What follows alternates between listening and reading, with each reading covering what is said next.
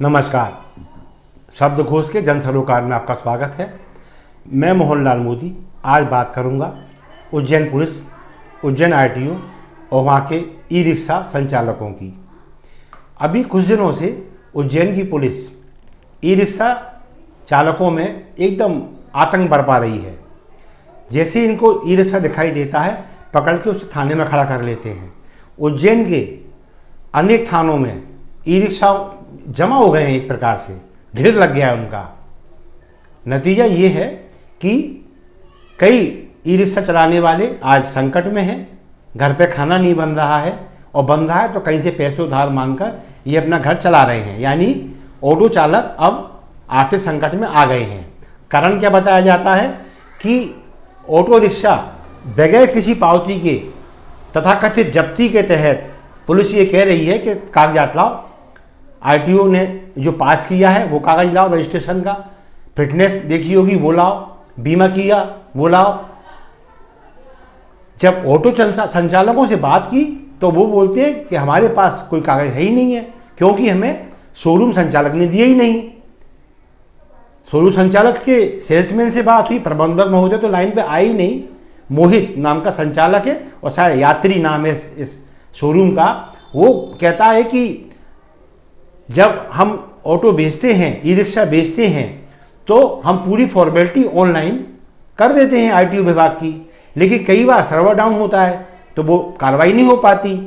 और कार्रवाई नहीं होने से जब लेट होता है मामला तो दस्तावेज देरी से आते हैं। अब जब दस्तावेज देरी से आएंगे तो हम देरी से देंगे इनको, और फिलहाल नहीं आए हैं तो हम नहीं दे पा रहे हैं। और जब हम पे कुछ है नहीं है तो हम क्या करें, हम मजबूर हैं। जो कुछ किया धरा है आरटीओ ऑफिस का है। अब आरटीओ ऑफिस की जब बात आती है तो इसमें कोई शक नहीं है कि आरटीओ का ऑफिस चाहे उज्जैन का हो या मध्य प्रदेश से किसी और जिले का, यहाँ दलालों का कब्जा है। दलाल कतई नहीं चाहते उनके अतिरिक्त कोई काम आसानी से हो पाए, और ये काम तो ऐसा है कि होना ही है और रिक्शा बिक चुका है। अब उसमें कोई दिक्कत तो है नहीं है। अब अभी करो तो ठीक है, 4 दिन बाद किया तो भी ठीक है, क्योंकि इसमें जो भी कुछ संतुष्टिदायक, जो कहना चाहिए अनौपचारिक गतिविधियाँ हैं, वो पहले ही ऑटो सेल्स के साथ में संपन्न हो जाती हैं। तो ये काम एक तरह से अधर में पड़ा रहता है। बाकी काम चलते कौन से हैं, जिनमें दलालों को तत्काल मलाई मिलती है और उस मलाई का एक भाग वो अपने उन बाबुओं, उन अधिकारियों, कर्मचारियों को देते रहते हैं जिनके माध्यम से इनके काम होते हैं। कुल मिला के आरटीओ विभाग में ये मामला अटका हुआ है। अब बात ये आती है कि जब आरटीओ विभाग की गलती है, जब आरटीओ विभाग ने दस्तावेज दिए ही नहीं तो ऑटो रिक्शा चालक ये दस्तावेज जमा कराएं कैसे।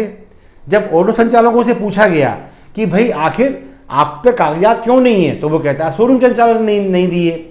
अब यहाँ एक बड़ा भारी प्रश्न ये है कि जब सरकार ये तय कर चुकी है कि कोई भी वाहन जब तक आरटीओ की फॉर्मेलिटी ना हो जाएगी शोरूम के बाहर नहीं आएगा, और जब आएगा तो अस्थायी नंबर के साथ तो आएगा ही आएगा।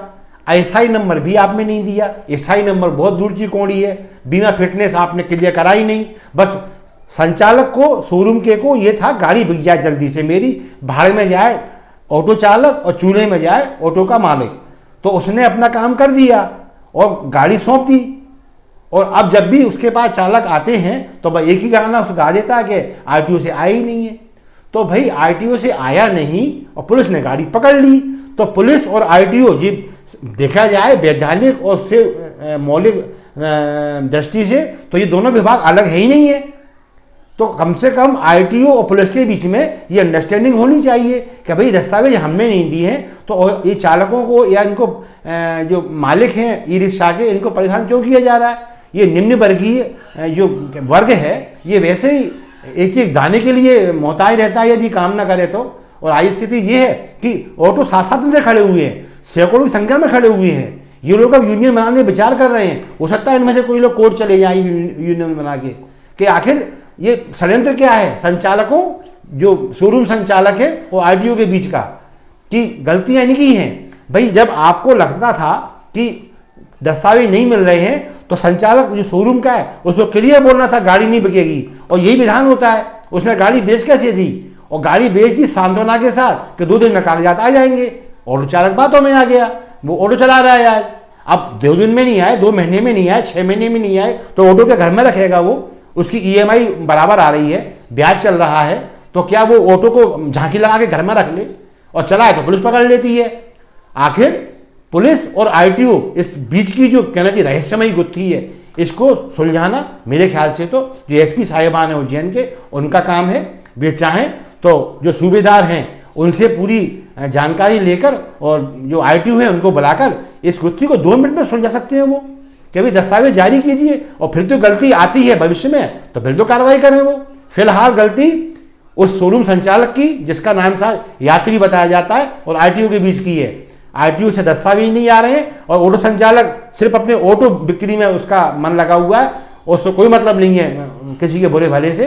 लिहाजा कानूनन भी ये बहुत बड़ी गलती है। अगर ये जनहित याचिका यदि जाती है इंदौर खंडपीठ में, तो फिर यकीन माने गलती आरटीओ और उस वाहन चालक जो कहना वाहन बेचने वाला है उससे निकलेगी। क्यों? ये वाहन बगैर रजिस्ट्रेशन के, बगैर अस्थायी नंबर के सड़क पर आ कैसे गया? बस ये बात को ध्यान में रखकर मैं सिर्फ इतना ही कहूँगा कि जो उज्जैन के अधिकारीगण हैं, चाहे वो प्रशासनिक स्तर के हों, आरटीओ हो, एसपी साहिबान हो, इस मामले का हल निकालें। और गरीब पे जो अत्याचार हो रहा है, जो मध्य प्रदेश शासन की छवि खराब हो रही है, मिट्टी में मिल रही है। शिवराज सिंह चाहे भले ही वो ये कहते रहे कि मेरे राज्य में सर्वत्र शांति है, सभी लोग सुखी हैं, लेकिन इस तरह की हरकतें ये शो करती हैं कि नहीं, अभी बहुत कुछ करना बाकी है, और जब तक गलत लोगों को ठीक नहीं किया जाएगा ये गलतियां होती रहेंगी।